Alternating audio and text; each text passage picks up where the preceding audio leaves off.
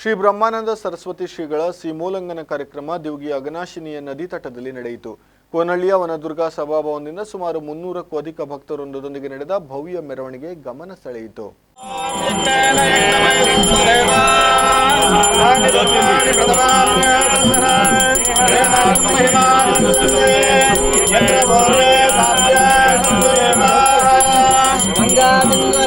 यमुना गोदावरी नर्मदा कृष्णा भीमवती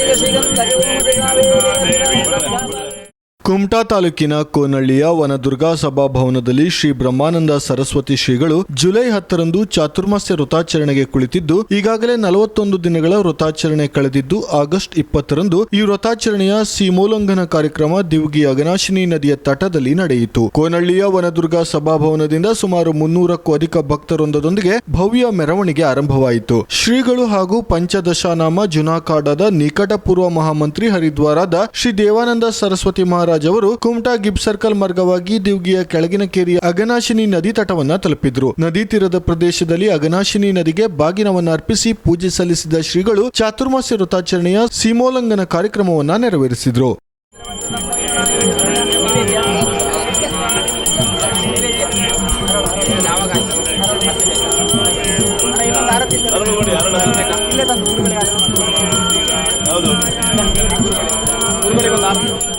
ನಂತರ ನದಿ ತೀರದಿಂದ ದಿವಗಿಯ ಶ್ರೀ ರಮಾನಂದ ಸ್ವಾಮಿಗಳ ಮಠಕ್ಕೆ ಆಗಮಿಸಿದ್ರು. ಮಠಕ್ಕೆ ಆಗಮಿಸಿದ ಶ್ರೀಗಳಿಗೆ ಭವ್ಯ ಸ್ವಾಗತ ಕೋರಲಾಯಿತು. ನಂತರ ಮಠದಲ್ಲಿರುವ ಆಂಜನೇಯನಿಗೆ ಪೂಜೆ ಸಲ್ಲಿಸಿ ಪ್ರಸಾದವನ್ನ ಶ್ರೀಗಳು ಸ್ವೀಕರಿಸಿದ್ರು. ಈ ಸಂದರ್ಭದಲ್ಲಿ ಮಠದ ವತಿಯಿಂದ ಉಭಯ ಶ್ರೀಗಳಿಗೆ ಕುಮಟಾದ ಖ್ಯಾತ ವೈದ್ಯರು ಹಾಗೂ ಬಿಜೆಪಿ ಮುಖಂಡರಾದ ಡಾಕ್ಟರ್ ಜಿಜಿ ಹೆಗ್ಡೆ ಅವರು ಗೌರವ ಪೂರ್ವಕವಾಗಿ ಸನ್ಮಾನಿಸಿ ಫಲಪುಷ್ಪ ನೀಡಿ ಶ್ರೀಗಳಿಂದ ಆಶೀರ್ವಾದ ಪಡೆದುಕೊಂಡ್ರು. ನಂತರ ಶ್ರೀಗಳು ಮಠದ ಗುರುಗಳಾಗಿದ್ದ ಶ್ರೀ ರಮಾನಂದ ಸ್ವಾಮಿಗಳ ಸಮಾಧಿಯ ದರ್ಶನ ಪಡೆದ್ರು. ಬಳಿಕ ಸ್ವಾಮೀಜಿಗಳು ಪುನಃ ಕೋನಹಳ್ಳಿಗೆ ವಾಪಸ್ಸಾಗಿ ವನದುರ್ಗಾ ಸಭಾಭವನದಲ್ಲಿ ಧರ್ಮಸಭೆ ನಡೆಸಿದ್ರು. ಧರ್ಮಸಭೆಯ ಸಭಾ ಕಾರ್ಯಕ್ರಮವನ್ನ ಜಿಲ್ಲಾ ಉಸ್ತುವಾರಿ ಸಚಿವ ಮಂಕಾಳ್ ವೈದ್ಯ, ಜಿಲ್ಲಾ ಗ್ಯಾರಂಟಿ ಯೋಜನೆಯ ಅಧ್ಯಕ್ಷ ಸತೀಶ್ ನಾಯ್ಕ್, ಉದ್ಯಮಿಗಳಾದ ಮುರಳೀಧರ್ ಪ್ರಭು, ಕಾಂಗ್ರೆಸ್ ಮುಖಂಡರಾದ ಮಂಜುನಾಥ್ ನಾಯ್ಕ್, ರತ್ನಾಕರ್ ನಾಯ್ಕ್, ಜೆಡಿಎಸ್ ಮುಖಂಡರಾದ ಸೂರಜ್ ನಾಯ್ಕ್ ಸೋನಿ, ಕುಮಟಾ ನಾಮದಾರಿ ಸಂಘದ ಅಧ್ಯಕ್ಷ ಮಂಜುನಾಥ್ ನಾಯ್ಕ್, ಹೊನ್ನಾವರ ನಾಮದಾರಿ ಸಂಘದ ಅಧ್ಯಕ್ಷ ಟಿಟಿ ನಾಯ್ಕ್, ಪ್ರಮುಖರಾದ HR ನಾಯ್ಕ್, ಕೋನಹಳ್ಳಿ ಸೇರಿದಂತೆ ಹಲವರು ಉಪಸ್ಥಿತರಿದ್ದರು.